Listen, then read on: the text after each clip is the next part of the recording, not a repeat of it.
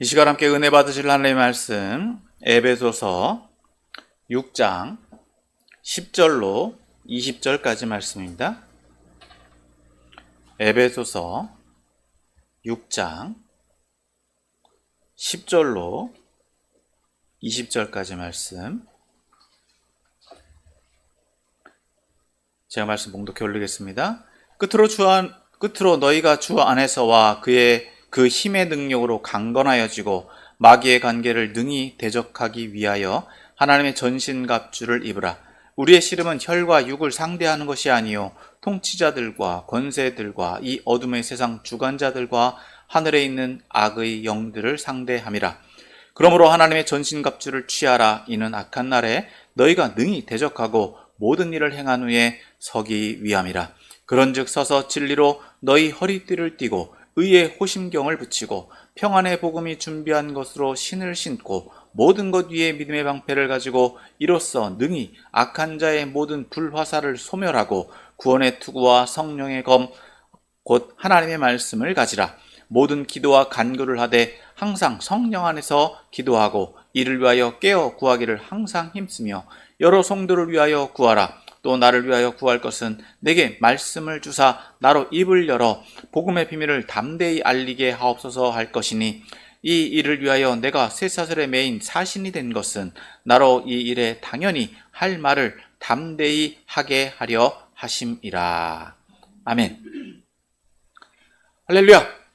오늘 거룩한 주일 예배 자리에 나오신 여러분을 예수님의 이름으로 환영하고 축복합니다. 이제 오늘 에베소서 말씀 14번째 시간입니다. 오늘 말씀은 이제 에베소 마지막 말씀, 즉 본면의 말씀이라고 할 수 있습니다. 그래서 오늘 본문은 영적 무장, 영적으로 무장해야 될 것에 대해서 말씀해 주고 있습니다. 자, 오늘 본문은 크게 세 본문으로 나눠 볼 수 있습니다. 먼저 10절에서부터 13절은 이제 하나님의 전신갑주를 입어야 되는 필요성에 대해서 말씀해 주고 있습니다. 즉 지금 현재 상황이 어떤 상황이냐라는 것을 전제로 해서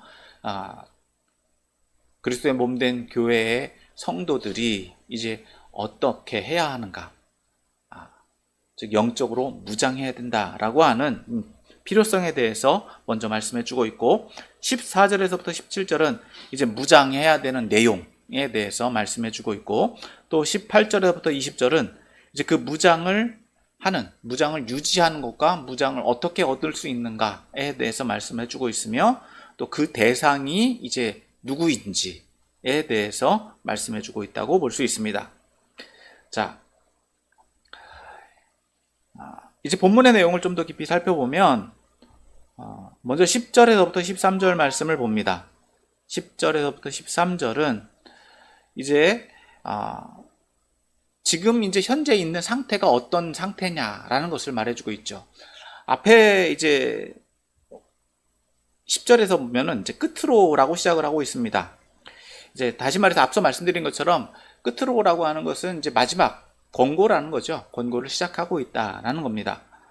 그러면서 이 마지막 권고의 대상이 누구냐? 바로 너희라고 말합니다. 이 너희라는 것은 이제 에베소 성도들을 말합니다. 이제까지 이 바울은 이 에베소 성도들이 누군지, 그리고 그들이 이루고 있는 것이 무엇인지에 대해서 말했습니다. 다시 말해서 앞서 말씀드린 것처럼 그들은 하나님의 택한 백성이고, 하나님 태초서부터 택한 백성이고, 그들이 택함 받아서 그리스도의 몸된 교회, 그리스도의 몸인 교회이다라는 거예요. 그리고 성도다라고 하는 거예요. 그러니까 그 성도들 자체가, 그 성도들 한 사람 한 사람이 얼마나 중요한 존재인가에 대해서 말했고, 또 그들의 그러한 교회를 유지하기 위해서 어떻게 해야 되는가에 대해서 말해주었다는 것을 알 수 있습니다. 자, 그러면 이제 그 에베소 성도들에게 주는 권면은 무엇이냐? 바로 주 안에 있으라는 거예요. 이 주 안에 있다라고 하는 것은 바로 말씀 안에 있다는 것입니다. 예수 그리스도를 믿는 믿음 안에 있다는 것을 의미합니다. 계속 반복적으로 이야기해 주는 것이 바로 주 안에서라는 거예요. 그리스도를 믿는 믿음에서 벗어나지 말라는 것을 계속해서 권면하고 있다는 것입니다. 그것은 앞서 말씀드린 대로 그리스도의 관계를 의미합니다. 그리스도의 관계가 훼손되거나 약화되지 않도록 지속적으로 그것을 유지를 해 나가라고 말씀하고 있는 것입니다. 더 나아가서 이것은 현재 진행형입니다. 과거에 못했다 하더라도 지금부터 다시 시작해서 계속 반복해서 그 관계를 유지해 나가라고 권고하고 있다는 것이죠. 그래서 그 관계가 어떻게 유지되느냐?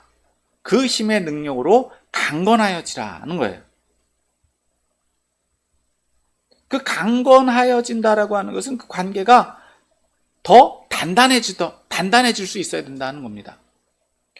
이것은 이제 앞으로 얘기를 하겠지만은 반대로 약화될 수 있다는 것을 의미하는 거죠. 약화되거나 약소될 수 있는 것을 전제한다는 거예요. 그러니까 강건하도록 그 관심과 또 자신들이 그것을 유지하도록 해야 된다.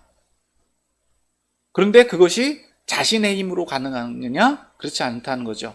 그 힘의 능력으로, 그리스도의 관계와 그리스도께서 주시는 힘의 능력을 의지해서 그 능력을 받아서 강건해져야 된다라고 말씀해주고 있다는 것이죠. 그래서 성도들은 그리스도의 관계에서 그리스도의 능력에 접근할 수 있다는 거예요. 능력을 받을 수 있다는 것을 전제한다는 것을 알 수 있습니다. 자, 그럼 이제 그 강건하여진 것을 왜 해야 되느냐? 11절에서 말씀하고 있죠. 11절에선 이렇게 말씀합니다. 마귀의 관계를 능히 대적하기 위해서다라는 거예요. 자, 마귀와의 관계를 마귀와 대적하기 위해서다라고 하는 것은, 즉 마귀가 어떻게 하기 때문에? 공격해오기 때문에라는 거예요. 그럼 마귀가 공격한다라고 하는 것은 무엇을 의미할까요? 즉 공격한다라고 하는 것은 나하고 친하기 위해서 공격할까요? 아니면 나를 상해하기 위해서 공격할까요? 나를 상해하기 위해서, 나를 위협하고, 나를 훼손하고, 나를 넘어뜨리기 위해서 마귀는 공격해 온다는 거죠. 말 그대로 공격한다라고 하는 용어 자체가 즉 강력한, 즉 강권적인 의미를 담고 있다는 거예요. 따라서 마귀는 어떤 존재입니까? 하나님을 대적하는 원수의 세력이고, 또 마귀는 하나님을 부정하는 존재다는 거예요. 그래서 그러면 그 대상이 누구라고요? 성도들이라는 거예요. 에베소 성도들이 어떤 상태에 있기 때문에? 하나님 편에 있기 때문에 마귀는 공격해 온다는 겁니다. 그리고 그 공격으로부터 대적한다라고 하는 것은 바로 그 공격을 방어하거나 또 그 공격에 맞서 싸울 수 있기 위해서다라고 하는 거예요. 그리고 여기에 본문에서 어떻게 그 공격을 어떻게 한다고요? 능히 대적하기 위해서. 그냥 이 말은 그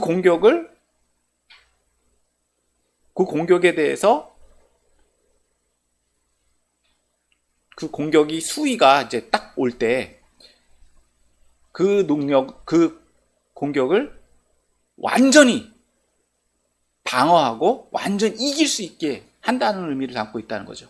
그냥 그 공격을 어거지로 방어하는데 급급한 것이 아니라, 지키는데, 모면하는데 급급한 것이 아니라 능히 이긴다라고 하는 것은 그것을 뛰어넘는다라고 하는 거예요. 어떤 공격이 오더라도 그것을 감당하고도 남는다라고 하는 것인데, 바로 이것은 무엇을 전제하고 있다? 승리를 전제하고 있다는 거예요. 이겨낼 수 있다라고 하는 것을 의미한다는 거예요. 그러니까 마귀가 어떤 공격을 해오더라도 그것을 완전히 감당해낼 수 있도록 하기 위해서 해야 된다. 누구의 힘을 의지해서? 그리스도와의 관계가 단단해져 있음을 통해서 그것을 이겨낼 수 있다는 것을 의미합니다. 그래서 무엇을 해야 된다? 하나님의 전신갑주를 입으라고 권고합니다. 즉, 이 말은, 하나님의 전신갑주를 입으라는 말은 상징적인 표현이죠.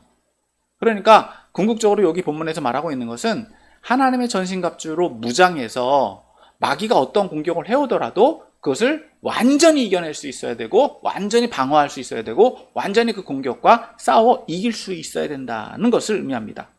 여기서 전신갑주는 그 당시 이제 로마 군인들이, 그 당시 이제 로마 시대인데, 로마 병사들이 가지고 있는 군용 병기, 이 방어구나 공격 무기를 의미해요. 그 당시에 가장 강력한 군대를 말한다면 로마군입니다.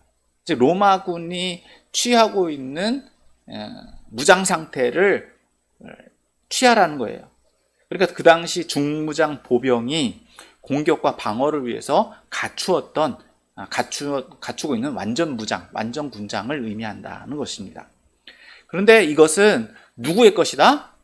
하나님 것이다 라고 하는 거예요. 그러니까 이 전신갑주는 누구에 의해서 제공된다? 하나님에 의해서 제공될 뿐만 아니라 하나님으로부터, 즉 하나님 것을 받는다는 의미도 담고 있다는 것을 알 수 있습니다. 그러니까 이 본문을 정리하면 마귀는 반드시 어떻게 보면은 이 정면 공격을 해올 때도 있어요. 근데 마귀는 수단과 방법을 가리지 않고 달려든다. 불시에 또 예상치 못한 그 공격을 해오더라도 어떻게 해야 된다? 완전히 방어할 수 있어야 된다. 즉 전신갑주를 입으라라고 하는 것은 이러한 방어 태세, 또 공격 태세를 완전히 취할 수 있어야 된다라고 하는 것입니다. 그러니까 마귀는 어떤 식으로 공격해 온다고요? 마귀는요, 사람의 약점이나 또 그 대상에게 마귀가 틈탈 수 있는 기회를 만든다는 거예요. 그래서 오늘 본문에서도 이미 이 4장 26절에서 27절에서도 이 내용을 살펴봤습니다. 분을 내어도 죄를 짓지 말며 해가 지도록 분을 품지 말고 마귀에게 틈을 주지 말라. 즉 마귀는요, 마귀에게 이용당할 수 있다는 걸 전제해요. 즉 마귀는 사람을 이용하고 마귀는 사람을 통해서 자신이 그 영향력을 행사할 수 있는 기회를 만드는데 어떻게 해요? 분냄을 통해서 상대방으로 하여금 분을 내게 해서 그 상대방이 죄를 짓도록 만드는 역할을 한다. 그러니까 마귀에게 이용당하는 사람이 있고 마귀를 통해서 죄를 짓게 만드는 대상은 있다는 거예요. 그러니까 자신이 마귀가 틈탈 수 있는, 마귀에게 이용당하는 존재인지 아니면 마귀를 통해서 분을 내게 냄으로 인해서 넘어지게 되는 존재인지를 분별할 수 있어야 된다. 그러면 결과적으로 이 마귀가 역사함을 통해서 나타나는 결과물은 무엇이냐? 바로 공동체를 분열시킨다는 거예요. 관계를 깨트린다라고 하는 거예요. 결과적으로 서로 간에 서로에게 이 아쉬움과 서로에게 대한 안타까움과 서로에 대한 미움을 싹트게 만드는 것이 바로 마귀가 하는 일이다. 그래서 서로가 원인 제공을 한다라고 결과적으로 이해를 이제 말하게 만든다는 거죠. 이게 마귀가 하는 역할이다라고 하는 거예요. 그러니까 이러한 마귀가 틈탈 수 있는 기회를 어떻게 해야 된다? 완전히 차단하고 자기 자신을 지키고 또 공동체를 지킬 수 있도록 해야 된다는 것을 말하고 있다는 겁니다.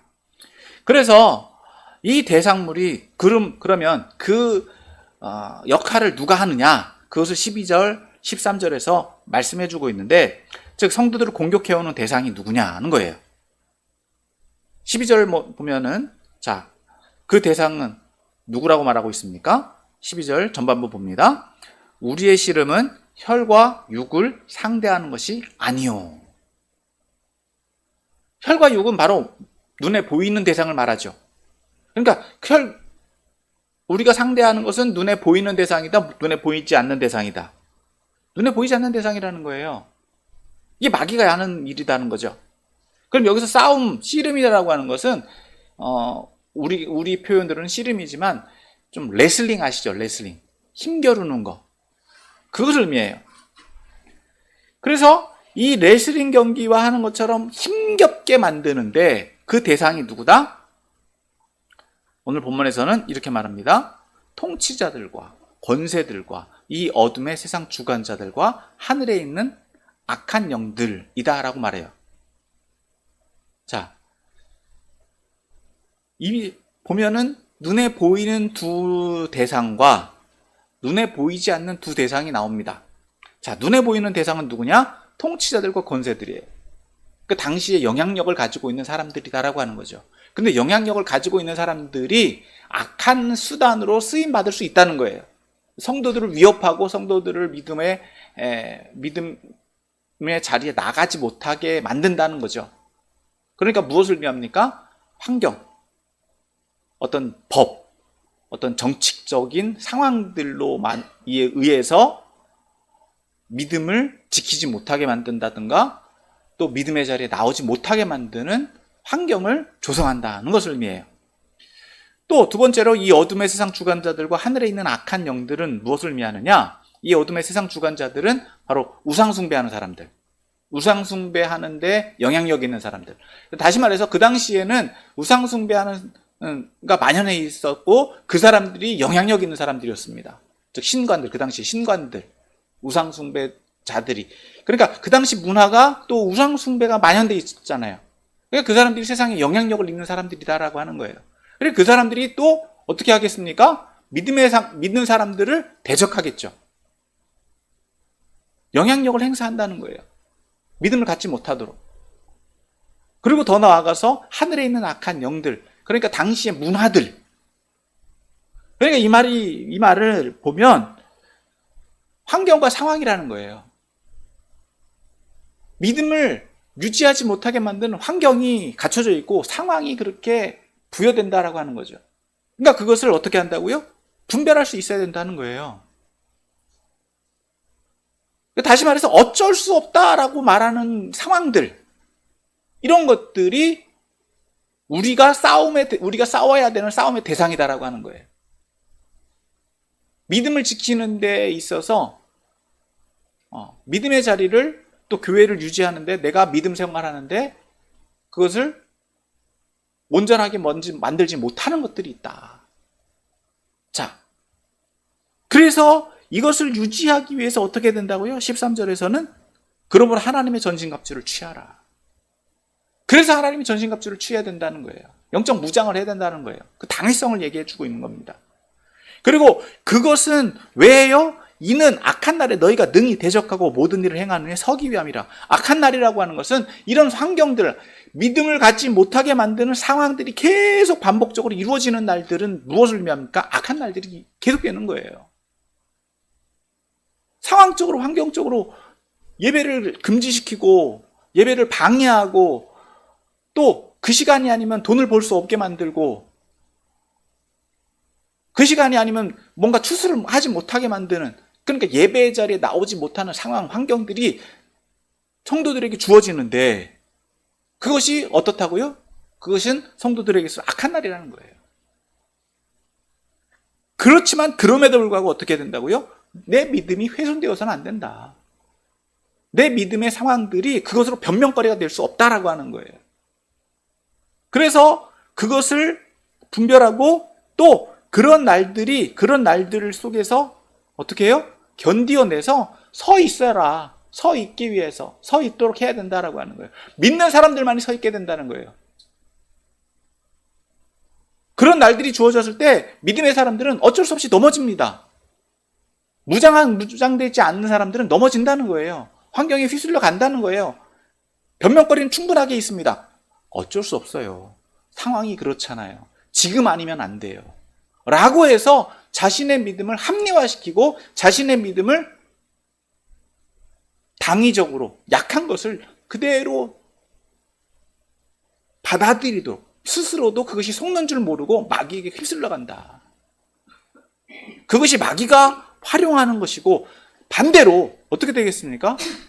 그런 사람들을 보는 지도자나 믿음을 갖추고 있는 사람들은 어떻게 되겠습니까? 분이 나겠죠. 화가 나겠죠. 공동체 안에서 이게 분쟁이 난다는 거예요. 다른 신학들이 들어오고 그것을 이해하게 만들고 서로 간에 그것을 수용하게 만드는 과정이 합리적으로 이루어져야 되는데, 믿음 안에서 이루어져야 되는데 서로 대적하고 서로 자기 주장만 하게 되면 어떻게 되겠습니까? 분열이 나오는 거죠. 분쟁이 나타나는 거죠. 결과적으로 교회 내에서 이런 분쟁이 일어난다. 이것이 누가 하는 역할이다? 마귀가 하는 역할이다 라고 하는 거예요. 이거 마귀 역할을 분별할 수 있어야 된다는 겁니다. 그러니까 내가 마귀에게 휘둘리고 있는지, 아니면 이 공동체 안에 분노를 키워서 분쟁을 만들고 분노가 일으키는 것들을 보면 그 속에는 무엇이 역사하고 있다? 마귀가 역사하고 있다. 그럼에도 불구하고 어떻게 해야 된다고요? 그 속에 있는 사람들은 영적 무장을 통해서 그 속에서도 자신을 지킬 수 있어야 된다는 거예요. 더 나아가서 공동체를 지킬 수 있어야 된다라고 지금 본문은 말해주고 있다는 거예요. 자, 그래서 14절에서 17절의 말씀을 보면, 자, 무엇으로 무장을 해야 되느냐 하는 겁니다. 자, 먼저 본문은 이렇게 이야기합니다. 그런즉 서 있으라는 거예요. 영적 무장을 하기 위해서는 서 있어야 됩니다. 이 말은 뭐 다른 본문에서는 깨어 있어야 된다라고도 표현합니다. 문맥상에서는 요 단락이 굉장히 짧게 나오기 때문에 이것이 그리 중요하게 여겨지지 않는 경향이 있어요. 그런데 다시 본문 전체를 보면 이 서 있다라고 하는 게 얼마나 중요한지 모릅니다. 물론 무장을 하는 데 있어서 어떤 자세든 상관이 없어요. 그런데 문제는 이 서 있다라고 하는 상징적인 이 표현 자체가 굉장히 중요하다는 하는 거예요. 넘어지지 않는다는 거예요. 휘둘리지 않는다는 거예요. 자신이 무엇을 해야 될지 안다는 거예요. 그러니까 서 있다라고 하는 것은 굉장히 큰 의미들을 가지고 있다는 거예요. 그러니까 무엇을 하기 위해서? 무장을 하기 위해서 내가 어떻게 해야 된다? 서 있어야 된다. 서 있어야 돼요. 그래서 어떤 무장을 하느냐? 먼저 허리띠를 띱니다. 근데 이 허리띠가 상징하고 있는 것은 무엇입니까? 진리예요. 자, 띠를 띈다라고 하는 것은 우리 이제 군대 갔다 오신 분들은 아시겠지만 이 띠를 의미해요. 말 그대로 이제 벨트를 의미하는데, 이 띠를 띈다라고 하는 것은 준비, 모든 그 싸움을 나가기 위해서 무장을 하는 가장 기초적인 단계를 의미해요. 띠를 띈다라고 하죠. 옷을 입기 위해서 우리가 허리 벨트를 차잖아요. 그런 것을 의미해요. 그러니까 띠를 띠고 무엇으로? 진리로 띠를 띠는데, 여기서 이제 복음이라는 의미보다 윤리적인 틀을 의미한다라고 볼 수 있어요. 즉 도덕적인 성실성과 신실성을 의미한다. 이것은 뭐냐? 일반적인 생활 습관을 의미합니다. 일반적인 생활 습관을 의미해요. 여기서 전제하고 있는 것은 복음에 대한 진리는 분명히 깔려 있어요. 전제하고 있는 거예요. 서 있다라고 하는 것 자체가. 그러면 여기에 추가돼서 진리라고 하는 것은 바로 윤리적으로도 사람들에게 나 자신과 세상에서 또 하나님 앞에서 완전히 이제 부족함이 없는 상태를 유지할 수 있어야 된다. 그러니까 누구에게나 인정받을 수 있어야 된다라고 하는 것을 의미해요. 그러니까 시간적인 약속을 잘 지킨다든가, 내가 거짓말을 하지 않는다든가, 내가 한 말에 대해서는 그것을 반드시 이행한다든지 수행한다든지 하는 일반적인 이런 세상적인 진리, 도덕성과 성실성과 신실성을 의미한다라고 할 수 있습니다. 더불어서 이것은 더 어떨 때 가치가 나겠습니까? 복음 안에 있을 때. 믿는 사람들은 뭐가 달라도 다르구나 라고 하는 것. 남들은 거짓말하고 남들은 또 횡령도 하고 이렇게도 하지만 믿는 사람들은 정말 정직하구나, 성실하구나, 신실하구나 라고 하는 것이 더 의미가 있게 나타날 수 있어야 된다. 그것을 늘 상시적으로 준비되어서 몸에 배 있어야 된다라고 하는 걸 의미해요. 자, 두 번째 무장은 무엇을 의미합니까? 호심경을 붙여라. 이 호심경은 가슴 방어구를 의미합니다. 가슴에 맺는 방어구인데, 이 가슴을 보호하기 위해서인데 무엇으로 보호한다고요? 의로 보호한다. 의의 호심경을 붙인다라고 하는 것인데, 여기서는 말 그대로 동일하게 윤리적 특성을 의미합니다. 앞서서 말한 것처럼 이 의는 공의를 의미해요. 정의를 의미해요. 올바르게 행동하는 것, 정직하게 행동하는 것, 누구에게나 공평하게 행동하는 것. 상황에 따라서 바뀌는 것이 아니라 공의롭게, 정의롭게 행동하는 것을 의미합니다.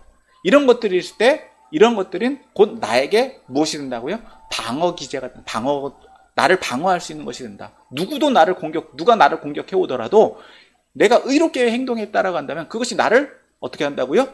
보호해 준다는 거예요.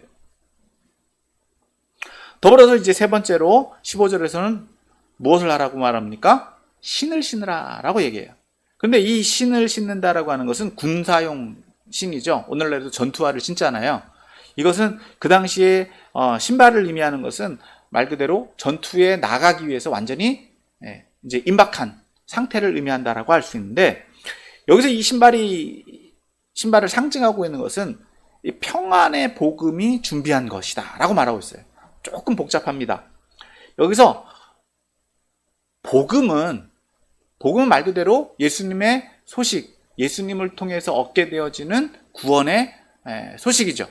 근데 그것이 가지고 있는 의미는 무엇이라고 말하고 있느냐? 평안이라고 하는 거예요. 복음이 가지고 있는 특성 중에 하나가 바로 평안입니다. 기쁨입니다. 화평입니다. 그런데 여기서 더 서술을 하고 있는 것, 수식하고 있는 것은 뭐냐? 평안의 복음이 준비한 것이라고 말하고 있어요. 그럼 그것이 무엇입니까? 복음을 선포하는 것, 즉 복음을 선포하기 위해서 준비되어져 있는 상태를 의미한다는 거죠. 즉 복음에 의해서 주어진 전쟁을 위해서 어떤 상황이 오더라도 그 전쟁에 나아갈 수 있는 준비태세, 준비가 갖춰져 있다라고 하는 거예요. 그러니까 싸움에 나아가기 위한 각오가 다져져 있다라고 하는 것을 의미한다는 겁니다. 자, 이제 16절에서 이제 무엇을 가지라고 말합니까? 방패를 가지라고 얘기해요. 모든 것 위에 방패를 가지라라고 얘기해요. 자, 근데 이 방패는 어떤 방패입니까? 믿음의 방패다. 자, 방패는 말 그대로 그 당시 로마군들이 가지고 있는 큰 방패를 의미해요. 전신을 다 가릴 수 있습니다. 다른 그 당시 이제 로마군들이 상대했던 이 방패, 대적들의 방패는요, 작은 거예요. 원형 방패. 그런데 로마군들이 지니고 있었던 방패는요, 한 1m가 좀 넘는, 어떤 화살이 날라와도 그것을 자신과 자신의 동료들을 방어할 수 있는 방패예요. 그러니까 자신뿐만 아니라 그 공동체, 그 군단, 병력들을 전체를 보호할 수 있는 거죠. 방어, 강력한 방패입니다. 그런데 그것을 오늘 어떤 것을 상징한다고요? 그것을 의미하는 것은 믿음이라는 거예요. 믿음은 어떠한 공격이 오더라도 방어할 수 있다는 거예요. 여기서 그래서 설명하고 있죠. 이로써 능히 악한 자의 모든 불화살을 소멸한다. 악한 사람들은요, 그냥 화살을 쏘는 게 아니라 어떤 화살을 쏜다고요? 불화살을 쏴요. 더 강력한 거죠. 그런데 무엇을 가지고 있으면? 믿음의 방패를 가지고 있으면 그 불화살이 효력을 발휘할 수 없다는 거예요. 자신뿐만 아니라 자신의 공동체도 함께 보호할 수 있다.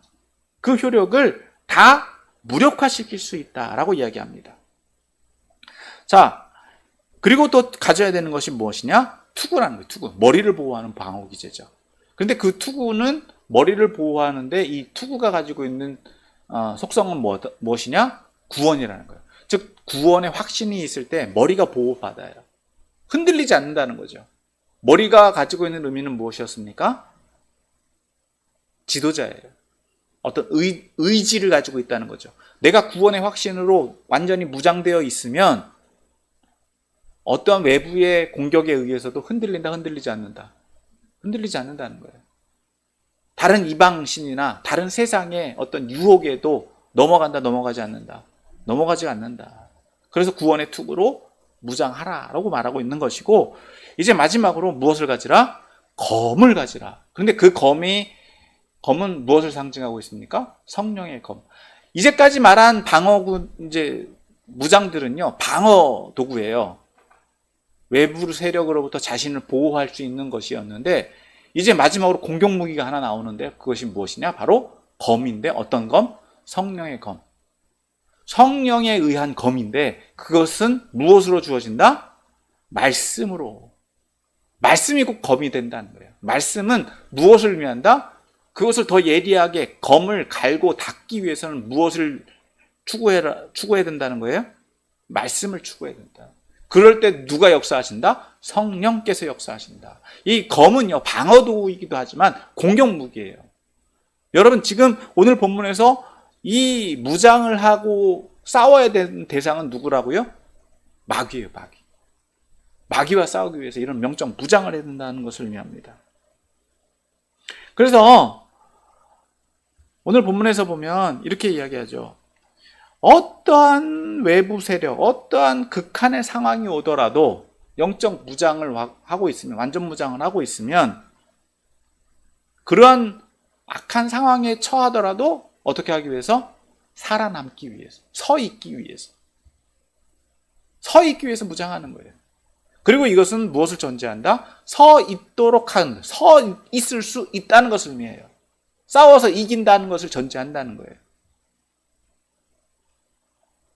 자, 그러면 이것을 어떻게 얻을 수 있느냐? 어떻게 이런 무장의 방어구 기제들과 방어구들을 구할 수 있느냐? 자, 18절에 말씀하고 있죠. 18절 같이 읽습니다. 시작. 모든 기도와 간구를 하되 항상 성령 안에서 기도하고 이를 위하여 깨어 구하기를 항상 힘쓰며 여러 성도를 위하여 구하라. 여기 이제 두 가지를 얘기하고 있는데, 첫 번째로는 이제 기도하라라고 하는 것이고, 이제 기도를 통해서 누구에게까지 하라라고 하는 이제 기도의 대상까지 넘어가고 있습니다. 자, 18절에서는 영적 무장의 방법과 자세가 무엇이다? 기도라는 거예요. 기도는 어떻게 해야 된다고요? 성령 안에서 해야 된다는 거예요. 성령 안에서 기도해야 되는데, 그러면 어떻게 해야 된다고요? 기도를 그냥 내 마음대로 하는 게 아니라, 내가 하고 싶은 대로 하는 게 아니라 어떤 상태에서? 깨어있는 상태에서. 자, 기도라고 하는 것은 무엇을 의미하느냐? 내 뜻을, 내 의지를 강구하는 게 아니라, 여러분, 지금 이 기도의 목적이 어디 있습니까? 내가 영적 무장을 하기 위해서 하는 거예요. 더 나아가서 이 영적 무장은 누구로부터 부여된다고요? 하나님으로부터 부여되는 거예요. 그러니까 누구의 뜻을 구하는 것입니까? 하나님의 뜻을 구하는 거예요. 하나님 것으로 내가 채용을 받는 거예요. 내 의지를 구하거나 내가 어떤 노력을 추구하는 것이 아니라 누구와의 관계? 하나님과의 관계가 더 잘 유지되도록 내가 훈련되는 거예요. 영적 무장을 한다라고 하는 것은 내가 어떤 신분이다? 군인의 신분이다라고 하는 거예요. 그러니까 무엇을 그러니까 기도라고 하는 것은 하나님과의 관계 속에서 내가 훈련되어지는 과정이에요. 무엇으로? 하나님의 군인으로. 그래서 이 기도를 통해서 내가 어떻게 된다고요? 하나님이 주시는 전신갑주로 무장되어지는 거예요. 기도의 과정이 거기에 있다는 거예요. 그렇기 위해서 어떻게 해야 된다고요? 깨어 있어야 된다는 거예요. 습관적으로 하는 기도가 아니라 깨어서 하는 기도예요. 하나님과의 관계가 완전히 성립되어지는 기도라는 거예요. 그래서 하나님의 뜻을 완전히 분별하고 그 뜻을 구하는 데 있다는 거예요. 내 요구를 관철시키기 위해서 내가 하고 싶은 것을 하기 위해서 떼쓰는 과정이 아니라는 거예요. 기도라는 것은 내가 하나님의 뜻을 수행할 수 있는 병력으로 훈련되어지는 과정이다라고 하는 거예요. 그러니까 이게 기도의 방법이 그동안 우리가 오늘 이제 좀 이따가 또 살펴보겠지만 기도의 과정을 다시 한번 살펴봐야 돼. 그래서 하나님의 뜻을 수행할 수 있도록 내가 훈련되어지는 과정이고, 그래서 그렇게 훈련되도록 하는데 누구를 위해서 하라? 여러 성도를 위해서 하라. 여러 성도를 위해서 하라. 여러 성도들, 내가 그렇게 훈련되어져서 누구에게도 성도들도 그렇게 훈련되어져 갈 수 있도록 내가 성도들에게와 함께 믿음 생활 잘 해갈 수 있도록 해야 됩니다. 그러니까 깨어있다라고 하는 것은 인내를 의미하고요. 지속적인 관계를 의미해요. 여러분 군인이요. 한 번 딱 군인 됐다고 해서 바로 이렇게 병력으로 투입될 수 있냐? 그렇지 않습니다.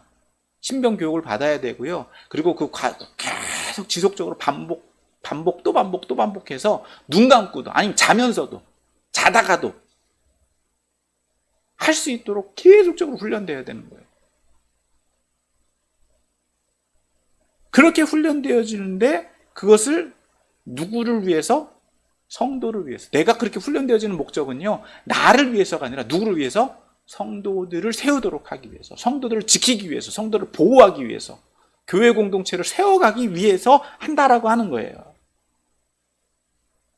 그러니까 성도들의 필요를 채워주는 거예요. 그러니까 교회를 이루고 있는 성도 한 사람 한 사람이 얼마나 귀중한 존재냐라고 하는 거예요. 이게 군인의 존재 목적입니다. 군인은 자신을 지키기 위한 것도 있지만 누구를? 시민을 지키기 위한 목적도 있는 거예요. 그러니까 교회에서 이런 영적 군사가 된다라고 하는 것은 교회 공동체를 지키기 위한, 즉 하나님의 몸된 그리스도의 몸된 교회를 지키기 위해서 이렇게 훈련되어지는 것이다라고 하는 것입니다. 자, 그리고 더불어서 누구를 위해서 기도하라? 19절. 또 나를 위해서, 교회 지도자를 위해서, 복음 증거하는 가장 일선에 서서 영적 전투의 세력에 있는 지휘자, 지도자, 지휘관을 위해서도 기도할 수 있어야 된다라고 하는 거예요. 성도들을 위해서도 기도하지만 그 앞에 서 있는 사람들, 왜? 일선에서 가장 치열하게 싸우는 사람들이잖아요. 이 지도자가요, 얼마나 중요한지. 여러분, 지도자가 한 사람이 잘못되면은요, 전체가 무너집니다. 그러니까 영적으로 깨어 있어야 된다라고 하는 거예요. 그래서 나를 위해서 구할 것은 내게 말씀을 주사. 그러니까 바울이 지금 무엇에 서 있기를 원한다? 말씀을 통해서 더 말씀에 충만하게 채워져서 나로 입을 열어 복음의 비밀을 담대하게 하리옵소서. 그러니까 바울의 사역은 어디에 있다고요? 복음 증거하는 사역이 있잖아요. 그러니까 그 사역을 잘 감당할 수 있도록 중보해 달라는 거예요. 그래서 바울은 지금 어떤 상황에 있다? 이 일을 위하여 내가 쇠사슬에 매인 사신, 사신이라고 하는 것은 죽는 사람이 아니라 그러니까 증거자예요. 사신이라고 하는 것은 이렇게 전달자, 왕을 대신해서 소식을 가지고 상대방에게 가서 메신저 역할을 하는 사람들을 사신이라고 말하죠. 오늘 본문에서는 이렇게 얘기하는 거예요. 쇠사슬에 감옥에 매여 있지만 그럼에도 불구하고 어떻다고요? 복음 증거자로서 나는 그 역할을 감당하기를 원한다. 그래서 그런 상황에 있더라도 나는 그 일을 당연한 일이고 담대하게 하기를 원한다. 그러니까 매여 있는 상황이지만 자신의 역할은 어디에 있다고요? 복음 증거의 사역에 있다. 그러니까 성도들의 기도가 얼마나 중요한 역할을 하고 얼마나 큰 원동력이 되느냐. 영적 무장을 하는데 영적 무장을 한 사람들이 도와주는 이것이 얼마나 큰 힘이 되느냐라고 하는 것을 말해주고 있다는 거예요. 자, 오늘 본문을 저와 여러분들에게 좀 적용하기를 원합니다. 간단하게 살펴보는데 우리가 앞서서 살펴봤지만 본문에서 살펴봤지만 오늘 우리에게 또 적용할 것은 영적 전쟁은 끊임이 없다는 거예요.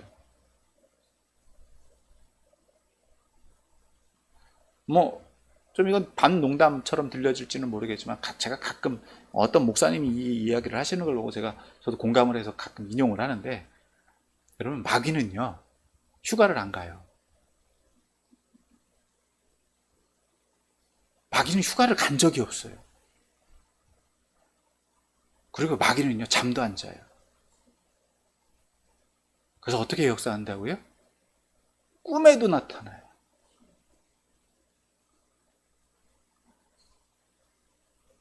왜? 하나님의 백성들 넘어뜨리기 위해서. 한 번도 쉰 적이 없어요.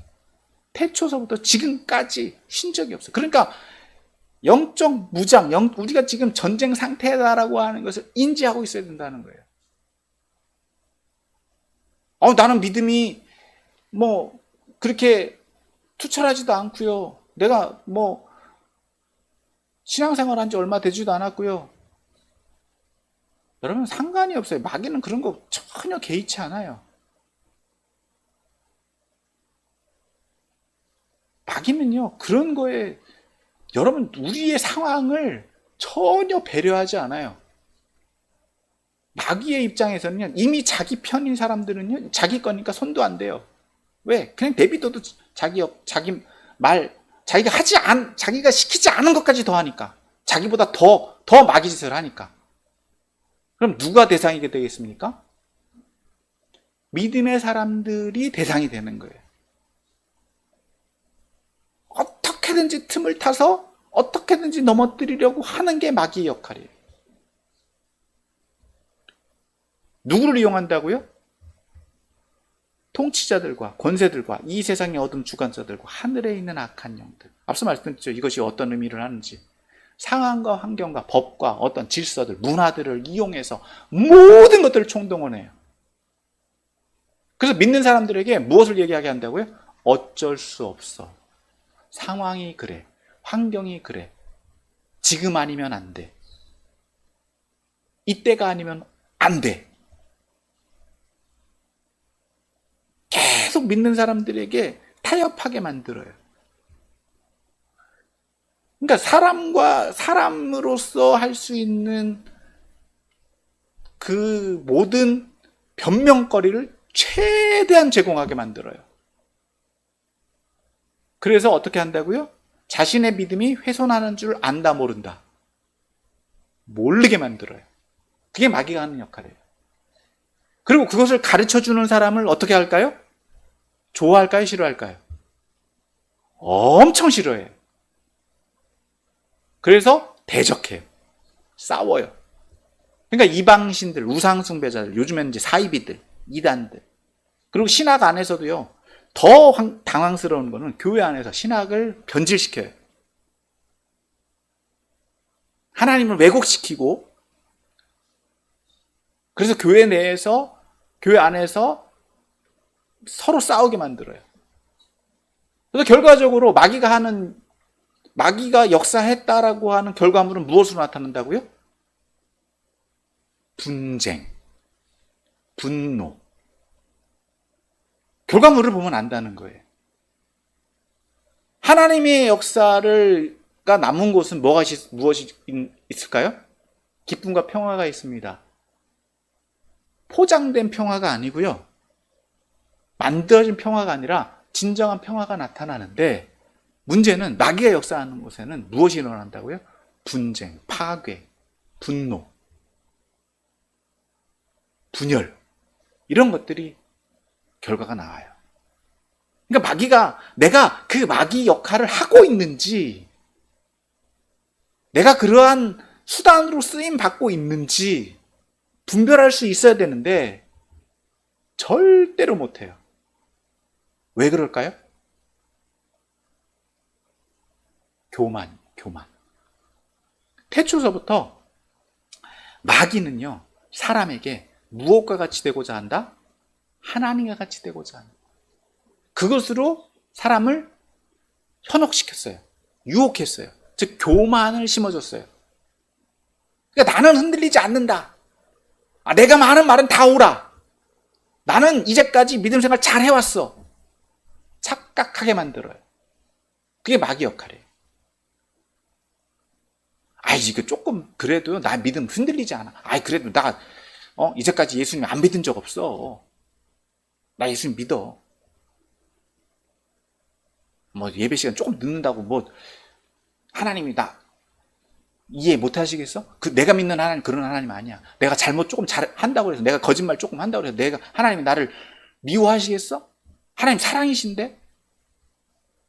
내가 조금 잘못된 일을 한다고 해서 하나님 나를 정말 정죄하시겠어? 여러분, 마귀가 우리에게 주는 이 나를 인간적으로 합리화시키는 것들, 여러분, 하나님은 우리에게 율법을 주셔서 율법에 너무 매이는 것도 허락하지 않으십니다. 문제는 하나님이 우리에게 요구하시는 거는요, 이런 강제적인 것이 아니라 마음 대 마음이에요. 내가 정말 하나님을 진심으로 섬기고 싶은 마음에서 우러나오는 마음이에요. 그러니까 하나님이 우리를 어떻게 사랑하셨다고요? 자기 아들을 주시기까지. 어떤 분들은 그렇게 이야기하죠. 우리 하나님 나를 구원하기 위해서 내가 언제 예수님 죽여달라고 했습니까? 이렇게 얘기하는 분들도 있어요. 근데 그것은 우리를 구원하시기 위한 하나님의 적극적인 사랑의 표현이에요. 요구하지 않았지만 우리를 구원하시기 위해서는 그럴 수밖에 없는 조건. 그것이 사랑의 표현인데, 그렇다고 한다면 우리가 가지고 있는 사랑의 표현, 우리가 하나님을 사랑한다라고 하는, 하나님 우리에게 요구하시는 것도 바로 이러한 사랑입니다. 그러면 그 사랑의 표현은요, 강제적이 아니라 내가 우러나와서 나오는 표현이다라고 한다면요, 더하다라고 하는 거예요. 더할 수 있어야 된다라고 하는 거예요. 억지로 어쩔 수 없이 하는 것이 아니라 자발적인 순종이 나오는 것이 당연하다라고 하는 거예요. 그것이 믿음을 가지고 있는 사람들, 온전한 믿음을 가지고 있는 사람들이 해내는 열매다라고 하는 거예요. 그것이 완전히 잡혀있는, 갖추고 있는 사람들이 믿음의 기초가 잡혀있는 사람들이고요. 그것 위에 마귀가 어떤 위험과 위협을 해오더라도 내가 흔들리지 않는, 또 분별할 수 있는 것이 무엇이다? 영적 무장을 하는 거다라고 하는 거예요. 그래서 첫 번째로는 우리가 영적 전신갑주를 취해야 합니다. 영적 무장을 해야 된다라고 하는 필요성이 있어요. 나는 어떤 마귀가 어떻게 유혹해도 난 안 넘어가. 절대 그렇지 않습니다. 누구도 넘어가요. 다 넘어가요. 마귀는 쉬지 않는다고 말씀드렸잖아요. 그러니까 첫 번째 우리가 해야 되는 거는 하나님의 전신갑주를 취하기 위해서 우리가 인간적인 노력도 필요하다. 전신갑주를 취해야 되는 필요성이 우리에게 있다는 건 인식이 있어야 돼요. 그것이 없으면요, 어떻게든 넘어가요. 다시 말해서 이 교만을 내가 꺾어야 돼. 내가 교만하다는 것을 인정해야 돼. 그것이 영적 무장의 첫 발입니다. 그리고 두 번째로 서 있어야 돼요. 내가 깨어 있어야 된단 말이에요. 하나님과의 관계를 지속적으로 유지하고 있어야 된단 말이에요. 내가 그래서 영적 무장을 하기 위해서 앞서 말씀드린 것처럼 이 영적 무장, 방어구들, 그리고 공격 무기를 완전히 내가 훈련해야 돼. 그것을 다룰 수 있도록, 완전히 내가 그것을 잘 입고 잘 쓸 수 있도록. 여러분 군대 가서 있잖아요. 저 같은 경우는 제 얘기를 해서 죄송한데 군복 입는데도 시간 엄청 걸리고요. 전투하시는데도 시간 엄청 걸리고요. 총 들고, 그러니까 무슨 전투가 딱 발생했다, 임박했다라고 해서 내무반에서 나가서 제가 임무를 취해야 되는 데까지 나가는데 시간이 왜 이렇게 오래 걸리는지 몰라요. 근데 훈련받은 선임들은요, 금방 나가요. 옷도 금방 입고요. 무기도 탁 하고요. 그만큼 반복이 됐다는 거예요. 훈련되어 있다는 거예요. 어떤 상황에서도 자기 임무를 탁 취해야 되더라고요. 믿음의 사람들이 영적 군사가 됐다라고 한다면 이러한 마귀가 어떤 상황, 어떤 상태에서라도 나를 유혹해 온다라고 하더라도 우리는 탁 영적 무장에 대해서 흔들리지 말아야 돼요. 분별할 수 있어야 돼요. 그리고 세 번째로 그것을 유지하기 위해서는 지속 반복. 또 반복, 또 반복, 또 반복. 계속 반복이에요. 그래서 어떻게 될까요? 믿음의 사람들에게 요구되어지는 것은 오늘 본문에서 말하고 있듯이 기도하는 것. 여기서 모든 기도라고 하는데 옛날 성경에 무시로라고 말하고 있어요. 시도 때도 없이 해요. 다른 성경에는 항상 기도하라고 했잖아요. 그러니까 우리가 늘 성령님을 의지하고 성령님의 인도함을 받고 성령님과의 관계를 유지하고 지속적으로 하나님과의 그 관계가 끊어지지 않도록 깨어 있어야 된다. 그래서 결과적으로 누구를 위해서 기도해야 된다? 교회 공동체를 위해서 기도해야 돼요. 성도들을 위해서. 나 자신을 세울 뿐만 아니라 내가 영적 군사라고 한다면요, 나 자신을 위해서 기도하지만 내 공동체, 내가 지켜야 될 내 가족, 내 교회, 내가 가지고 있는 회사, 내가 일하고 있는 일터, 내가 있는 곳을 지켜낼 수 있어야 돼요. 나만 사는 게 아니에요.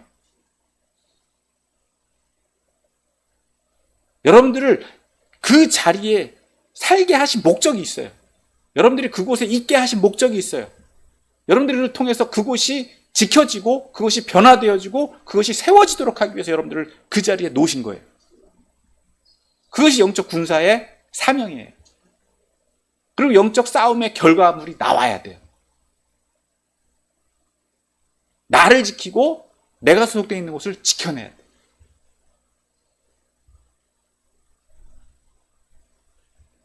영적 전쟁은요, 쉽지 않습니다. 굉장히 어려운 전쟁이에요. 왜? 누구도 몰라줘요. 같은 동료들이라고 한다면 영적인 그런 상황에 있는 사람들하고는 위로가 되고 힘이 됩니다. 이런 영적 군사들이 많으면.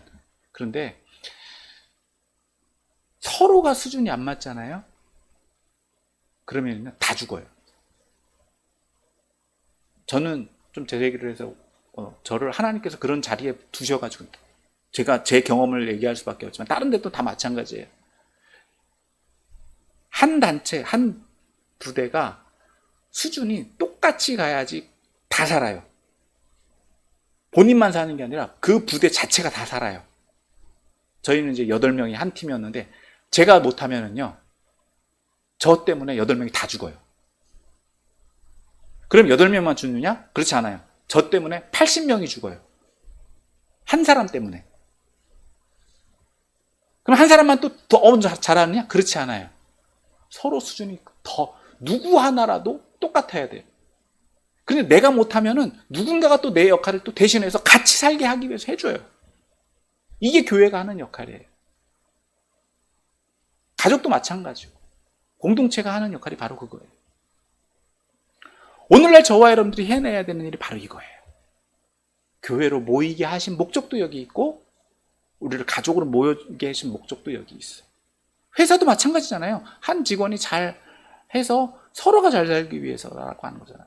이런 것들을 잘 깨우쳐 나가도록 하는 게 오늘 저와 여러분들에게 주어진 사명이자 해내야 되는 일들이다 라고 하는 것을 아시고 하나님 나라를 세워가는 그러한 역할들을 잘 감당하시고 무엇보다도 마귀에게 농락당하지 마세요.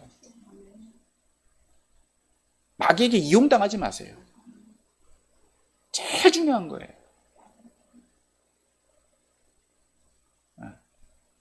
그것만큼 헛헛한 게 없어요. 안타까운 게 없어요. 그래서 그런 마귀의 유혹에서 벗어나서 영적 군사로 또 하나님의 온전히 쓰임받는 믿음의 성도들로 세워지어서 하나님 나라를 세워가는 또 하나님께 승리케 하신 그 전쟁에서 살아남아 하나님께 영광 돌리는 여러분들이 되시기를, 저와 여러분들이 되시기를 예수님의 이름으로 축원합니다.